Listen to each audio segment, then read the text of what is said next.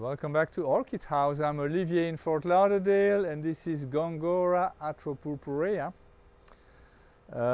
These flowers are absolutely spectacular. Just like Stenopias, you really need to look at the structure of the lip to identify them. I don't have the proper documentation, but I'm certain this is atropurpurea, so the very dark color and the fragrance, the clove fragrance, is typical. This is one of only two Gongoras that occur in the Caribbean, Trinidad and Tobago, so very far south in the Caribbean, but that's because none of the others occur in the Caribbean, and this one is also all over the northern part of South America. Big bulbs. I had a plant like this a few years ago. It had become huge, was blooming. I had 20 spikes, and then all of a sudden it got sick and I lost the plant within 2 months. I was devastated. This is a free flowering plant, so it's only 2 years old, and it's actually this is the first flowering, but you see it already has 3 spikes. So Gongoras, like Stenopias, they don't last super long. This is more like a week.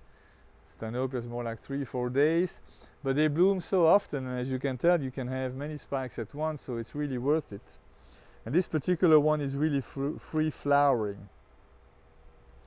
Now, it's a shade plant. It doesn't need any type of direct sunlight. It needs lots of water. I keep it moist most of the time when there are new growths. I'm a little careful. I let it go dry very briefly. But it needs a lot of moisture. It's a hot grower, so hot temperatures. South Florida is perfect for it. A lot of fertilizing, a little bit more than average, and that's really what this plant needs.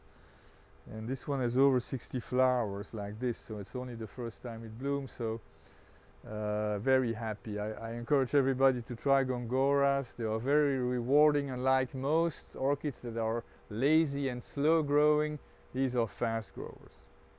And then before I let you go, quickly 2 updates. So last video was about Catasetum fimbriatum, but the dark variety, the reddish variety, morrenianum, this is the standard color. Most fimbriatum flowers look like this. Obviously these flowers are not fresh. You can tell these the lateral sepals, instead of being flat like this, whoops, I can't do it all.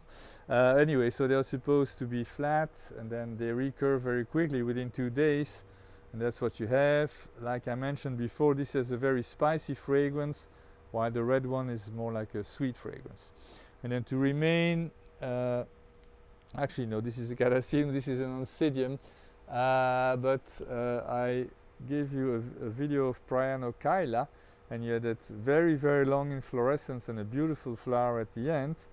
And this is what the inflorescence does. It doesn't die, but then you start having kikis. Now this is a young plant, very small. I've seen enormous plants with like hundreds, if not thousands, of these plantlets. And but this is what it does. And so you see these new roots. Technically you could make it a separate plant. I don't want to do that. I want this to become big. But again, so I'll post a link to both the fimbriatum and then the prionochila below the video, so you can go back and look at what I'm talking about. That's it for today. Thank you very much for tuning in. I will see you next time. Bye bye.